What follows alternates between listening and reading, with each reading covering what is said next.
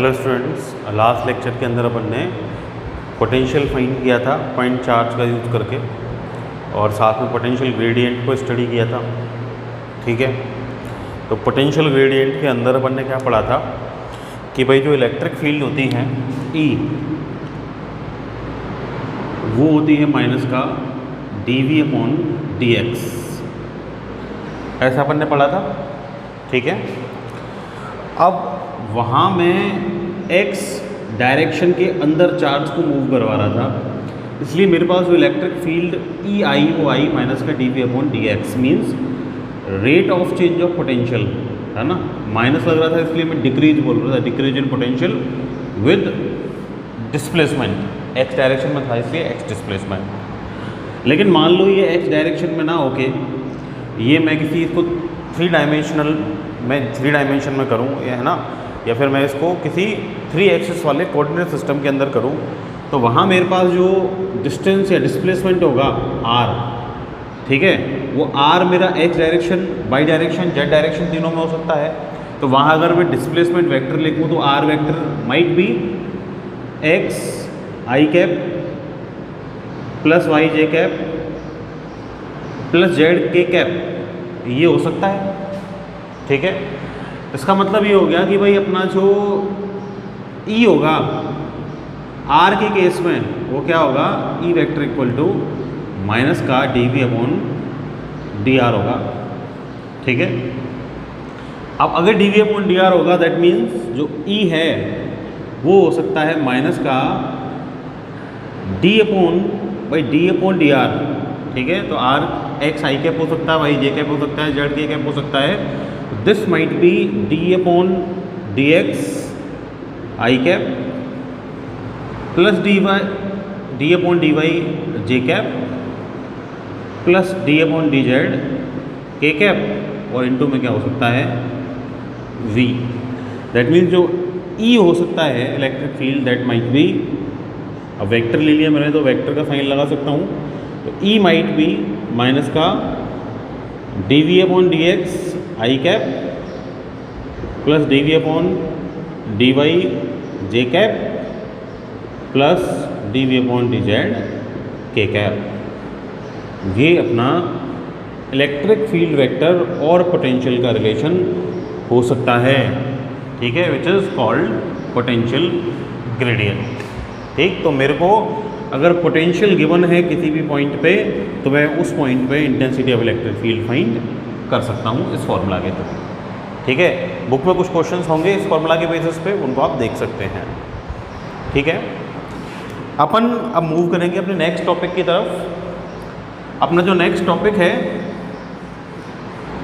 अपन potential find करेंगे। पहले अपन ने पोटेंशियल पॉइंट 4 से फाइंड किया था, अभी अपन पोटेंशियल फाइंड करेंगे ड्यू टू डाइपोल। ठीक है, तो my next topic is potential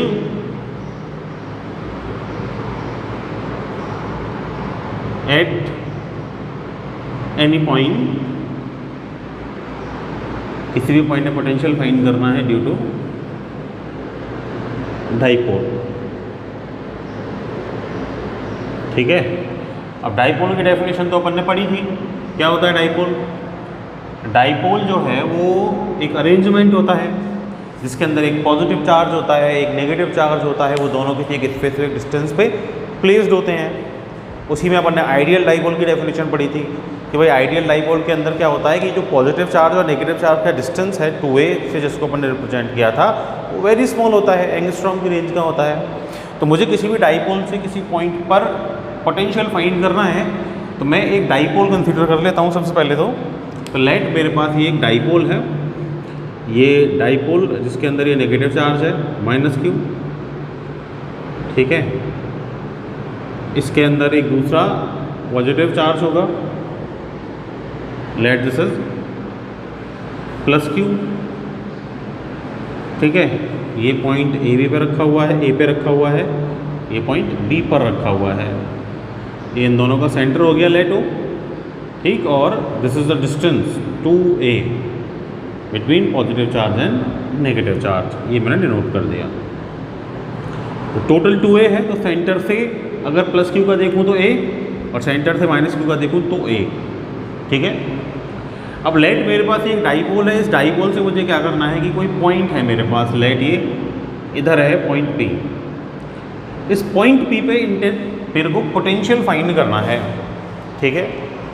अब पॉइंट P पे मेरे को पोटेंशियल फाइंड करना है, तो लेट जो पॉइंट P है ना, वो पॉइंट P, ये जो प्लस Q है भाई, दो चार्ज है, एक प्लस Q एक माइनस Q, तो लेट ये पॉइंट P जो है इस प्लस Q चार्ज से, इस प्लस Q चार्ज से R1 डिस्टेंस पर है। भाई कुछ ना कुछ डिस्टेंस तो होगा, पोटेंशियल का फॉर्मूला अपन को पता है भाई, पॉइंट चार्ज से जो पोटेंशियल होता है V, वो होता है KQ/R, ठीक है। पॉजिटिव है तो प्लस KQ/R और नेगेटिव चार्ज है तो माइनस KQ/R।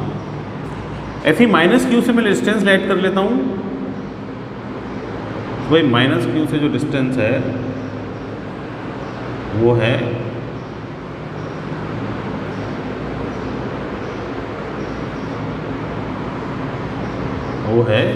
R2, ठीक है।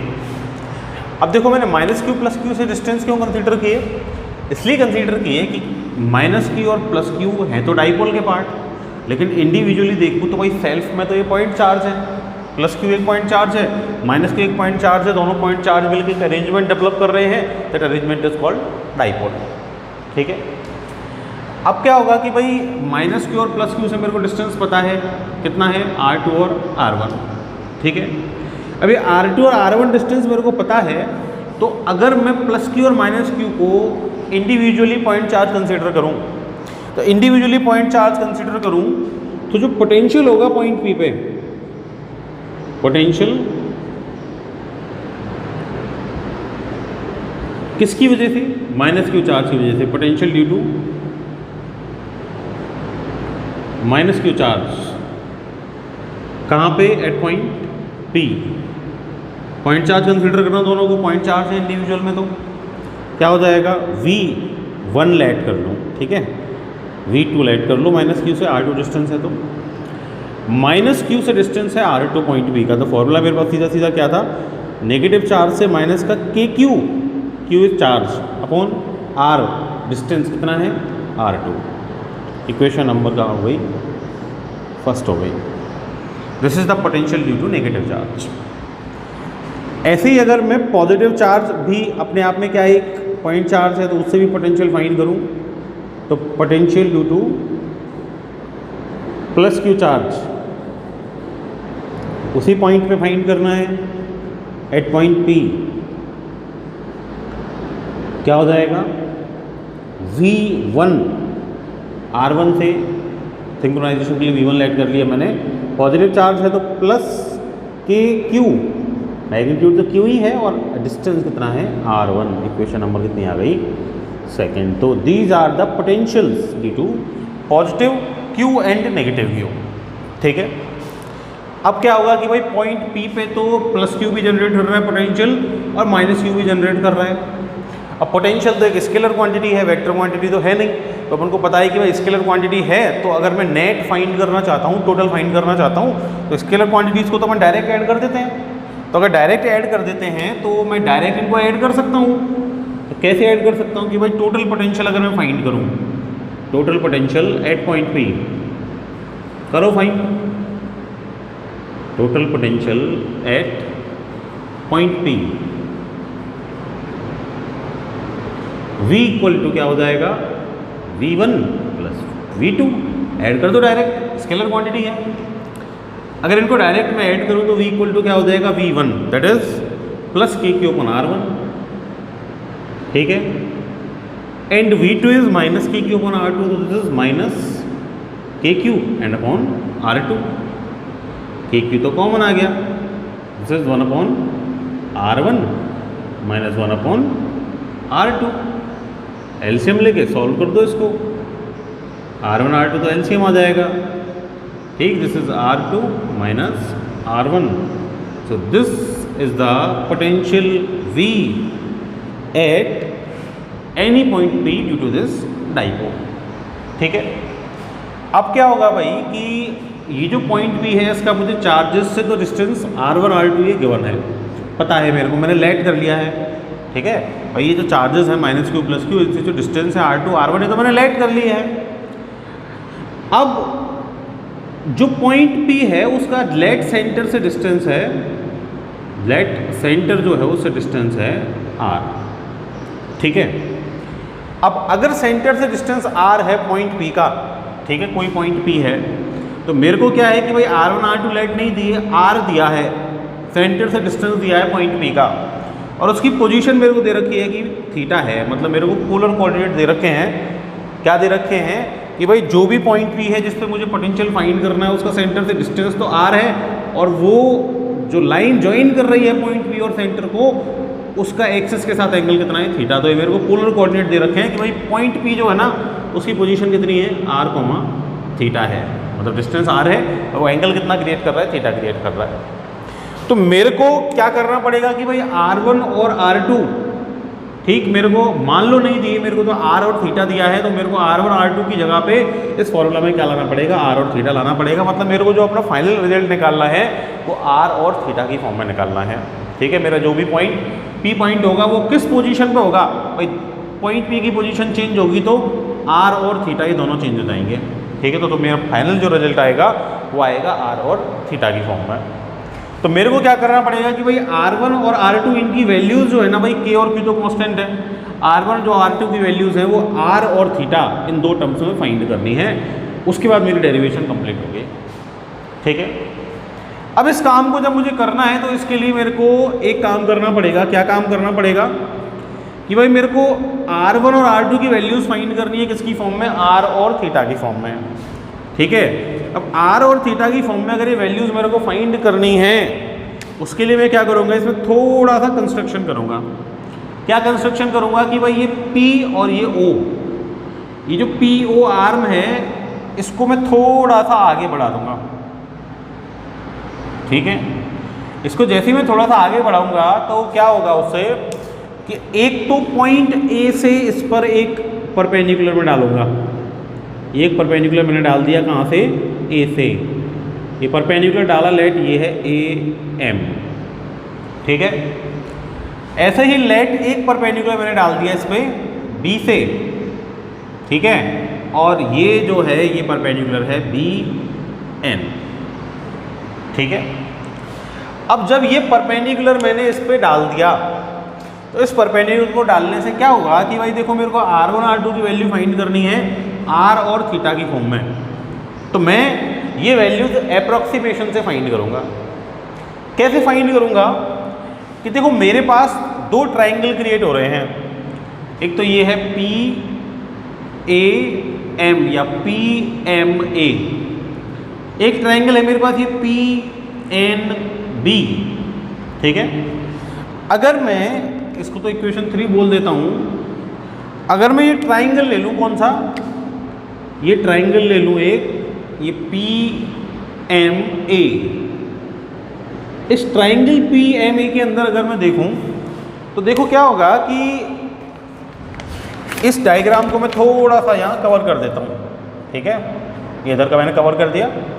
अब क्या हुआ कि देखो मेरे पास ये ट्राइंगल बच रहा है, ये वाला, ये PMA, ये जो ट्राइंगल है इस ट्राइंगल को मैं देखूं तो इसको मैं अगर सीधा करूं तो क्या होगा कि ये PM और ये PA ये मेरे को अप्रॉक्सीमेट इक्वल दिख रही हैं।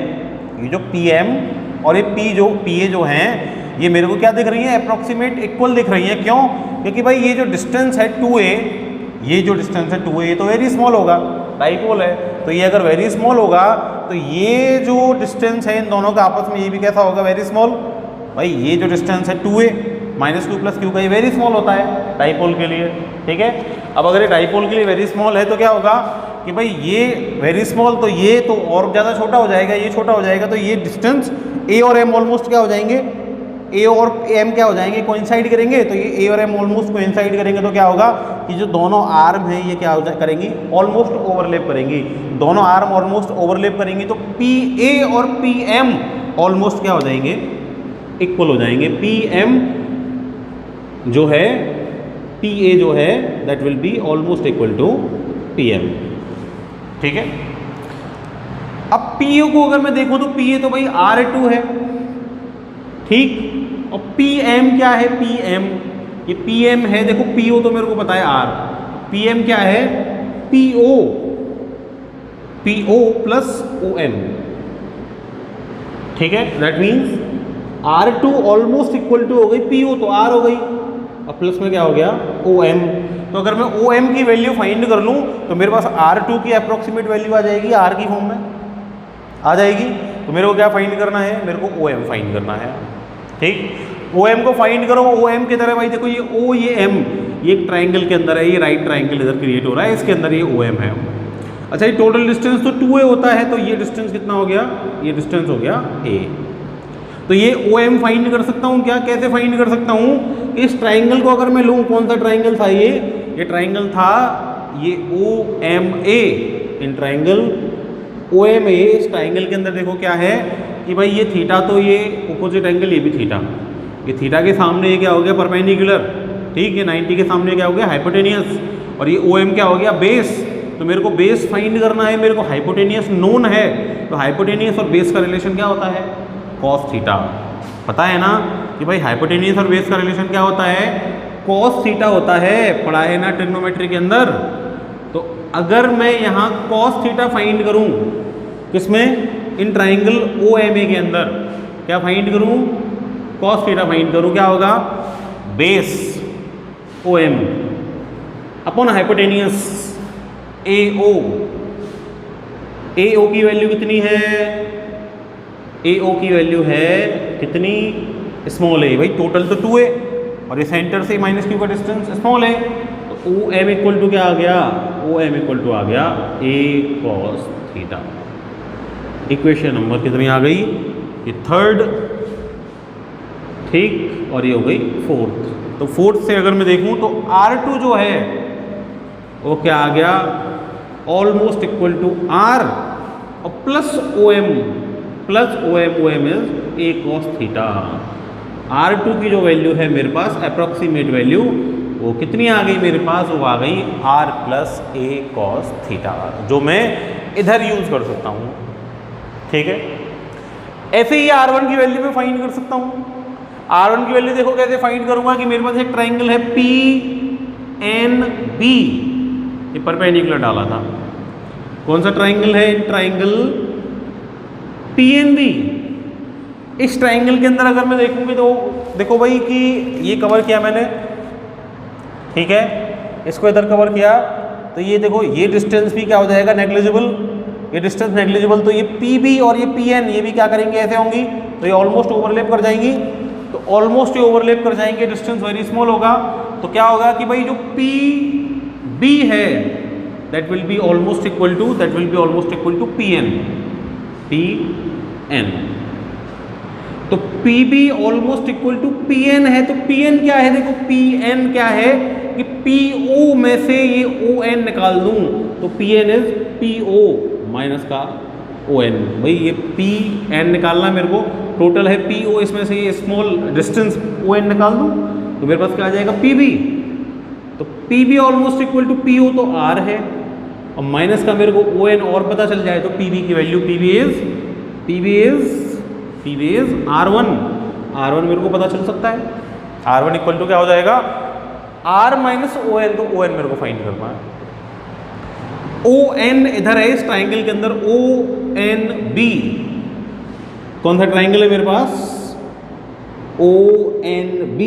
इस ट्राइंगल को अगर मैं देखूं तो ये परपेंडिकुलर भाई 90, तो ये भी 90 स्ट्रेट लाइन पे।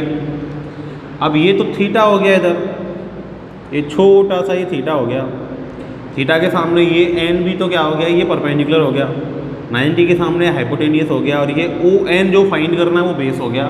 तो अगेन देखो क्या है कि ये A, तो ये भी A, तो हाइपोटेनियस पता है मेरे को A है, बेस फाइंड करना है, तो अगेन वही रिलेशन, कौन सा रिलेशन, ये ONB के अंदर cos थीटा क्या होगा, base is ON upon hypotenuse कितना हो गया ये OB, ठीक है भाई, OB तो A है, तो ON इक्वल टू क्या आ जाएगा, अगेन A cos थीटा आ जाएगा, ठीक है भाई। अगर ये आ गया तो इसका मतलब क्या हो गया कि भाई जो R1 है that is almost equal to R minus ON is A cos theta. तो ये मेरे पास R1 की अप्रॉक्सीमेट वैल्यू आ गई, अप्रॉक्स वैल्यू आ गई। ठीक है, तो R1 R2 की मेरे पास अप्रॉक्स वैल्यूज आ गई। तो क्या मैं इक्वेशन नंबर 3 के अंदर पुट कर सकता हूँ क्या? उससे मेरे पास पोटेंशियल की वैल्यू आ जाएगी। तो पोटेंशियल की वैल्यू फाइंड करने के लिए कर दो पुट। सो क्या हो जाएगा? So potential at point p v equal to क्या हो जाएगा? ये के क्यू और ये हो जाएगा भाई R2 is R plus a cos theta, R plus a cos theta minus R1 is R minus a cos theta. So ये माइनस R ब्रैकेट ओपन होगा, minus minus plus a cos theta और upon में क्या हो जाएगा? R1 R2 multiply कर दो R plus a cos theta और इनटू में क्या हो जाएगा?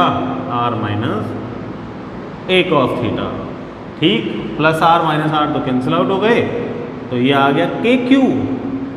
ठीक है भाई, a cos theta 2a cos theta.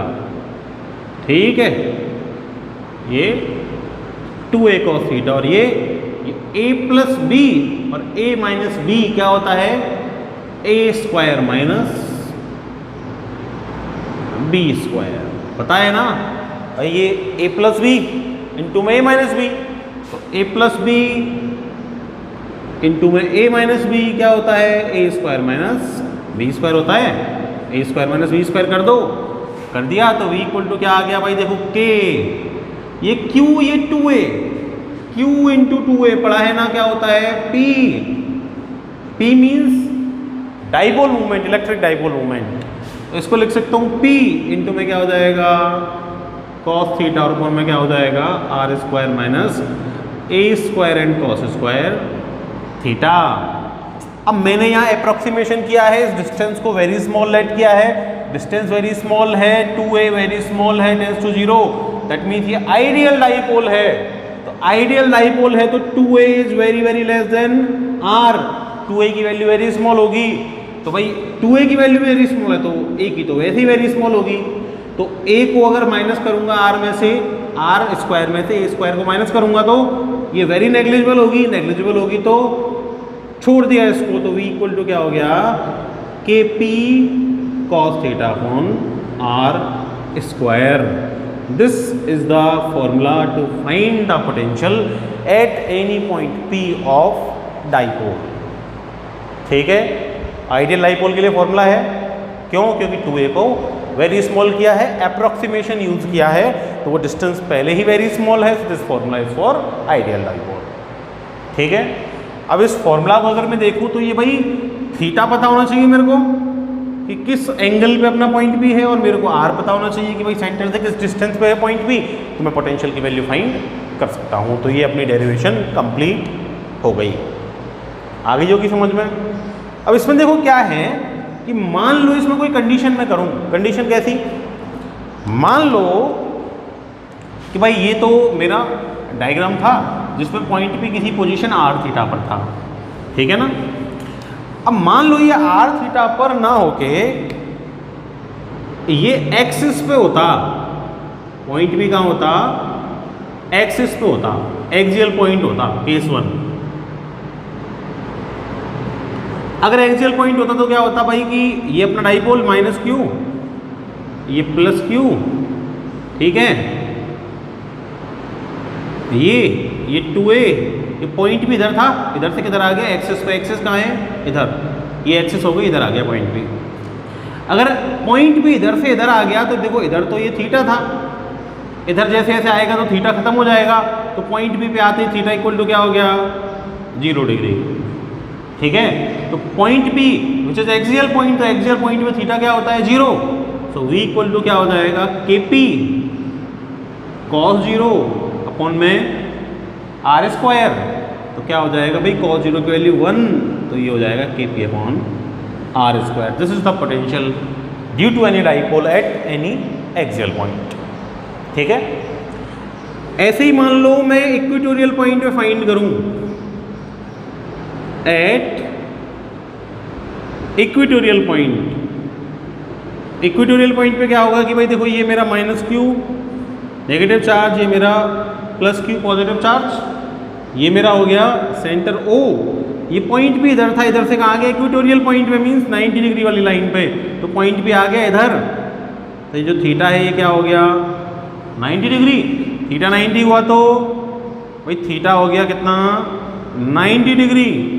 So V equal to k p cos 90 upon में आर स्क्वायर। कॉस 90 जीरो, तो पोटेंशियल क्या हो गया जीरो। इसका मीनिंग ये हो गया कि भाई इक्वेटोरियल पॉइंट जो होता है डाइपोल का उसका पोटेंशियल कितना होता है जीरो।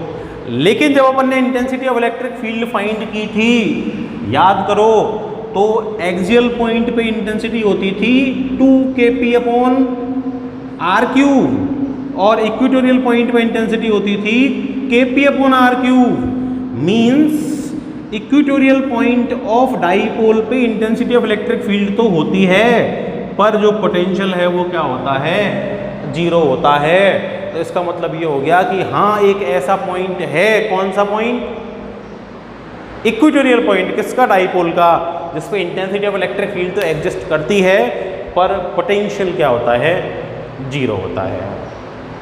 ठीक है।